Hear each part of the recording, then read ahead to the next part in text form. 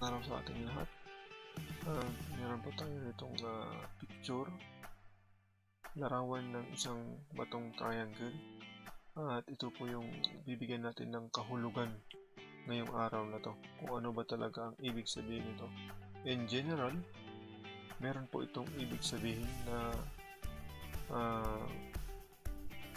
yung sabi niyang may deposito na malaking nakatago sa area na to. So, may malaking deposito na nakatago. So, depende na lang kung ito'y hiwa-hiwalay, hinati-hati yung malaking deposito at binaon ng multiple deposit, or iisa lang na deposito na nilagay sa isang tunnel or chamber. Lahat doon na andun na isang malaking deposito. Pero dahil triangle ito, para sa akin ay yung deposito ay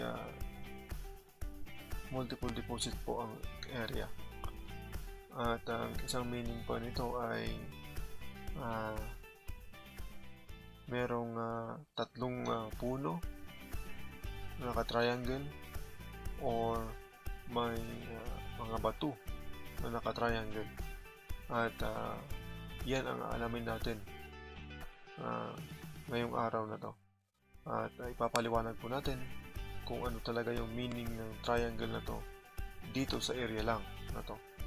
Yung ibig sabihin kasi, yung bawat sign or markers na iniwan ng mga Hapon ay nakadepende yan dun sa available na ginawa nilang marka dun sa area.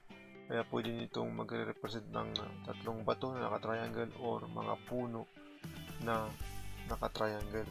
So, pero sa area na ito, sa site na to na ating pinuntuhan na to, ay ito yung meaning niya, sa meaning ng triangle na to dito sa area na to. Okay? Makikita po natin.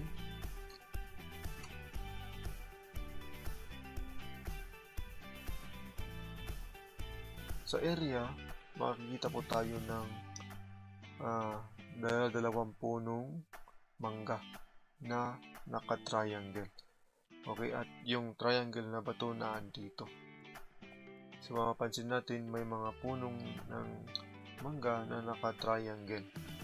O, hindi siya perfect na triangle. Okay?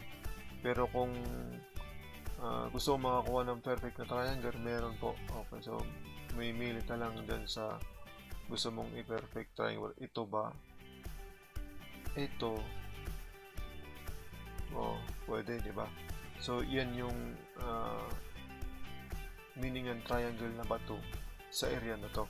So, may tatlong punong tigdadalawa naka-triangle.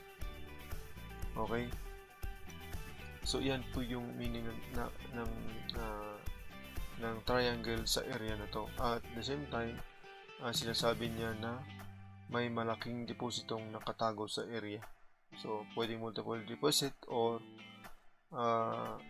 single lang na deposito na malaki. So, yan ang alamin natin ngayon.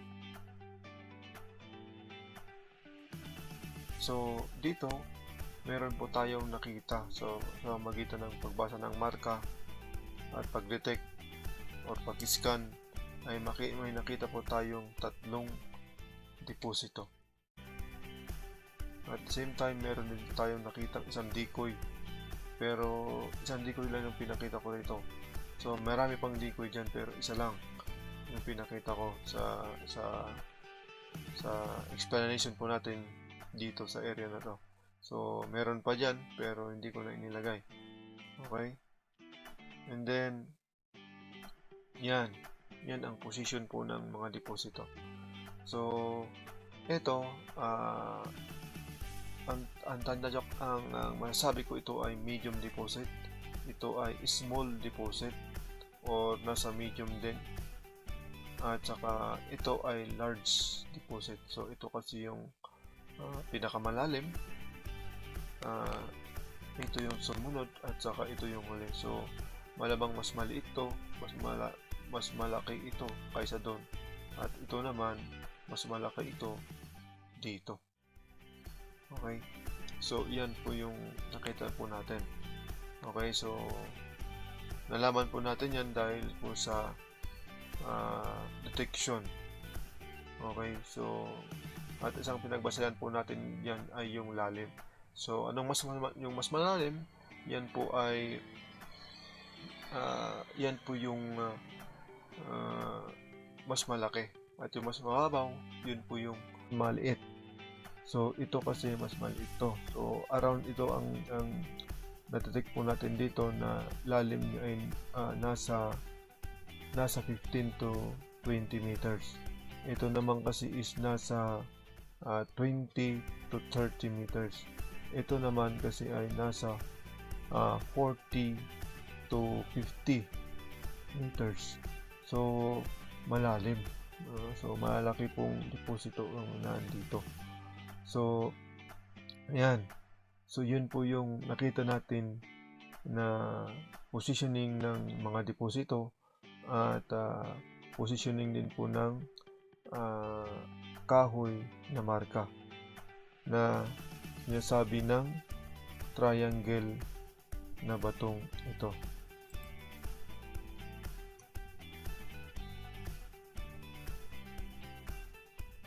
Okay, yan. So ngayon naman, tignan natin yung layout ng tunnel. So kung nasa surface tayo at nag-detect tayo ng tunnel, ang ginagawa natin ay ito lang sa surface, di ba? So, dinetect natin yung tunnel dito at nakikita natin yung tunnel na merong simula, merong katapusan. So, or maaring dito yung una natin na-detect, tapos ito yung huli natin na-detect. So, nakita natin na yung merong disturbed soil dito na tinambak. Okay, so na-detect po natin yung tunnel dito na pa ganon. At siyempre, kung ako mag-a-analyze, siyempre ang entrance dito. Alangan naman dito yung entrance, tama? So, dito yung entrance. Dito yung sa kabila, meron tayo na-detect na tunnel. Okay, pero dalawa po siya. So, nag-split po yung tunnel. Okay? Merong pa ganon, ito yung entrance. Meron pa ganon at meron pa ganon. So, yung isa decoy pala. So, ito ay decoy or panlin lang. Pag na-detect ka ng dowsing or kahit pa mga electronic locator and so on, mga electronic devices, pag na-detect ka, ma-detect mo to as a gold. Pati ito gold din. Pero ang problema natin, ang problema nito ay may tawag ito, mahirap itong i-detect at malaman kung decoy ito. So, nakadepende na po yan sa naglo-locate or sa treasure hunter. So, ako po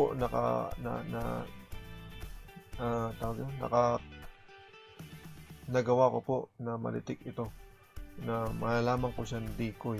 So, may paraan po dyan para malaman na decoy ba ito o decoy ba ito or totoong deposito. So kaya nalaman kung ito ay totoong deposito, ito yung decoy kasi merong paraan. Okay, so lahat ng mga treasure hunter may mga sekreto yan. Hindi po basta-basta sinasabi. So, ayun. And then, so, dito sa kabila,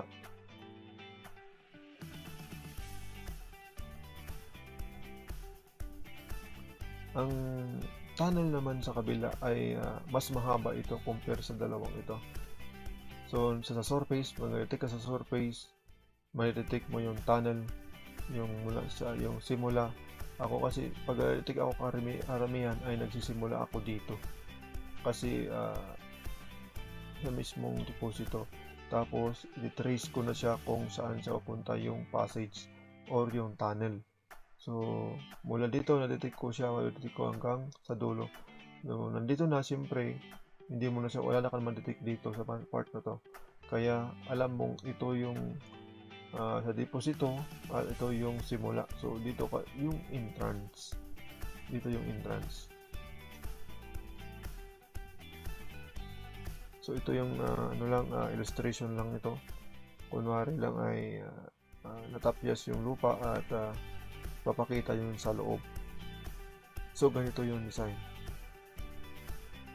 ng tunnel. So kung nasa sa surface ka, nasa ibabaw ka ng lupa, pag na-detect ka, siyempre pag ganyan yan, diba, pag na-detect ka, ang ma-detect mo na na-disturb na lupa ay mula dito sa entrance hanggang sa deposito dito. Kaya diretso yan ma-detect mo sa ibabaw ng lupa. Okay?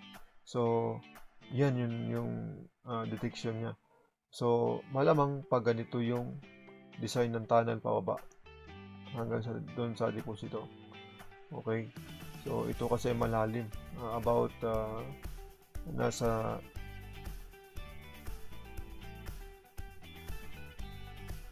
yung lalim nito. So ngayon ganito yung ginawa kong layout kasi meron din akong nakitang stone map nito. Okay, so nakita natin yung marker na ganito yung layout ng tunnel nila.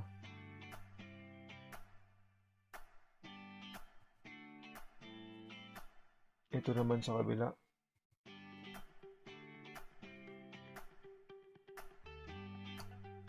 So makikita natin dito yung entrance dito, palalim sila. Tapos tunnel nag-L at meron pang isa. Okay, na tunnel na pa ganito. So parang nag-Y siya na nabaluktot. Okay, so ito yung deposito. So ito yung layout naman ng tunnel dito. So sigurado ako na ganito rin yung layout ng tunnel kasi meron tayong marka na pinagbasihan. May marka tayong pinagbasihan na ganito yung layout ng tunnel. So yung detection naman natin, pag nag-detect tayo sa ibabaw, siyempre pag nag-detect tayo, dito lang pag ganun yung tunnel na ma-detect natin. Okay? Mula dito sa entrance hanggang dito. Okay, so putol. So malalaman mo na ito yung tunnel lang na part. Kasi yun yung na-detect mo sa doon sa baba. Okay, so yan po yung layout ng nasa sa 15 to 20 meters.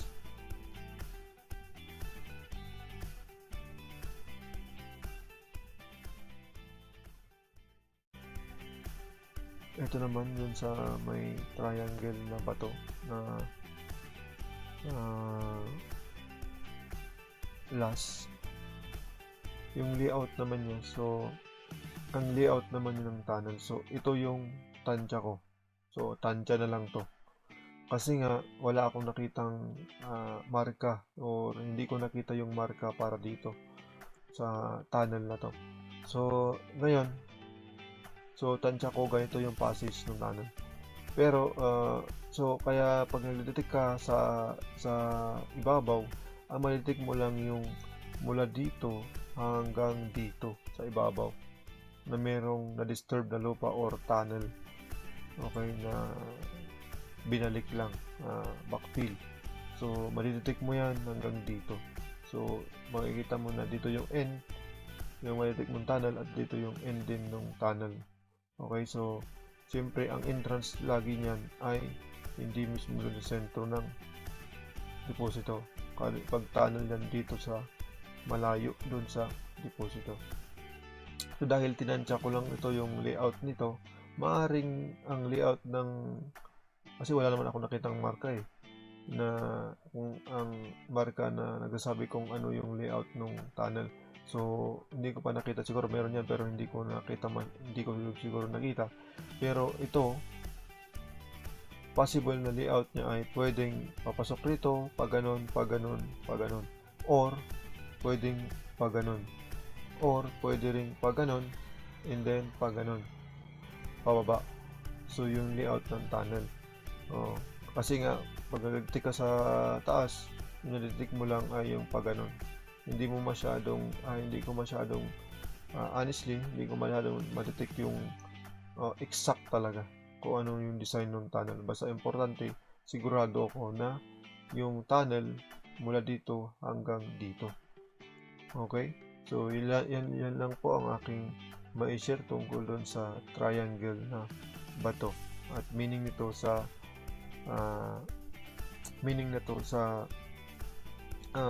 area na actual na area. Okay, at yan yung nakita nating mga marka, yung kahoy na naka-triangle na nagdadalawa, and then dinagdagan na po natin ng mga detection, scanning. Okay po, possible pala yun. Okay, maraming salamat po.